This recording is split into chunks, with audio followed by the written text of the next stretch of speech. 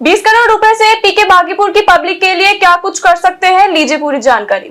बिहार की राजनीति में लंबे ठहराव के बाद एक बदलाव आया है। राजधानी पटना के बागीपुर विधानसभा सीट की उपचुनाव में भाजपा और राजद को धूल चटाते हुए जनसुराज के सूत्रधार प्रशांत किशोर अब विधायक बन गए हैं।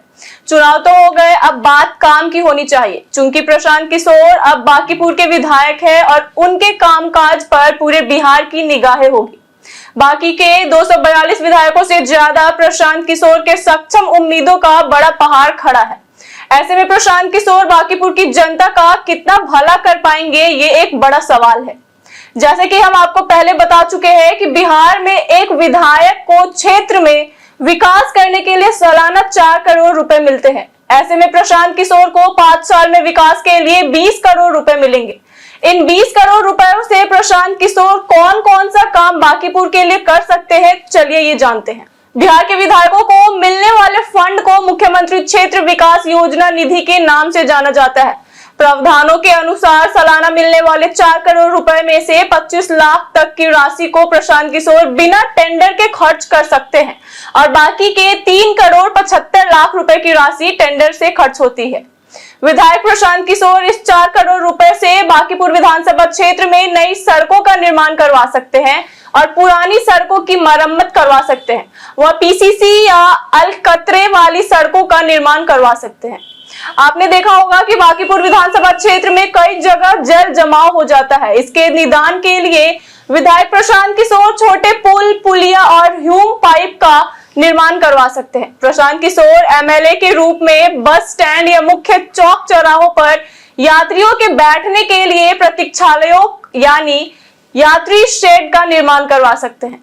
एमएलए प्रशांत किशोर बागीपुर विधानसभा क्षेत्र में आने वाले सरकारी स्कूलों में नए कमरों, 4 दीवारी और मुख्य द्वारों का निर्माण करवा सकते हैं। वो अपने क्षेत्र के स्कूलों में शौचालयों का निर्माण करवा सकते हैं।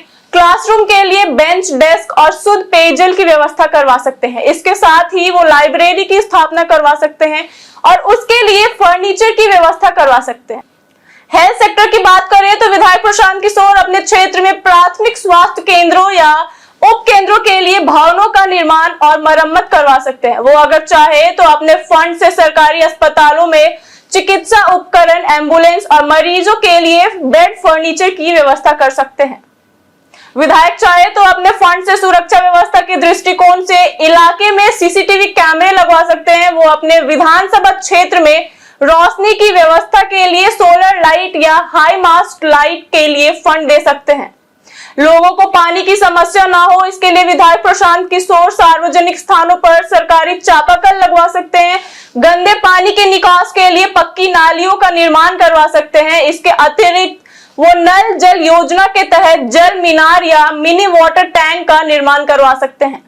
प्रशांत किशोर सार्वजनिक इस्तेमाल के लिए सामुदायिक भवन बनवाने के लिए अपने विधायक फंड का इस्तेमाल कर सकते हैं।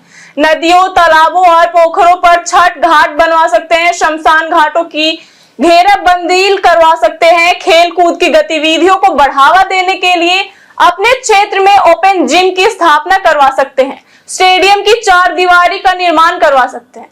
आपको बता दें कि कोई भी विधायक इस फंड का उपयोग किसी की व्यक्तिगत संपत्ति या निजी संस्था के लिए उपयोग नहीं कर सकते हैं।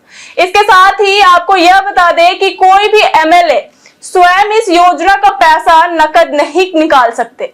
वो जिला प्रशासन को विकास कार्यों के लिए अनुशासन भेजते हैं। उसके बाद सरकारी विभाग टेंडर निकालकर यह कार्य करवाते हैं। अब सवाल सबसे बड़ी चुनौती की जिससे प्रशांत किशोर को जूझना होगा। विधायक फंड में होने वाली कमीशन खोरी से प्रशांत किशोर को बचकर रहना होगा, अन्यथा सावधानी हटी दुर्घटना घटी वाली बात सामने आ जाएगी। भ्रष्टाचार और कमीशन के चक्कर में ही विकास योजनाओं का पूरा लाभ आम आदमी को नहीं मिल पाता। बनने के पहले सड़क उखड़ने लगती है, चापाकल से पानी का लेवल नीचे भाग जाता है। सामने खड़े विरोधी प्रशांत किशोर की एक गलती के इंतजार में है और थोड़ी सी भी चूक सामने आए कि प्रशांत किशोर को सवालों के कटघरे में खड़ा किया जाएगा। ऐसे में अब बागीपुर की जनता की नजर सिर्फ इस बात पर नहीं होगी कि प्रशांत किशोर क्या वादे करते हैं, बल्कि इस पर होगी कि वो अपने विधायक निधि के हर रुपए का इस्तेमाल कितनी ईमानदारी, पारदर्शिता और प्रभावी तरीके से करते हैं।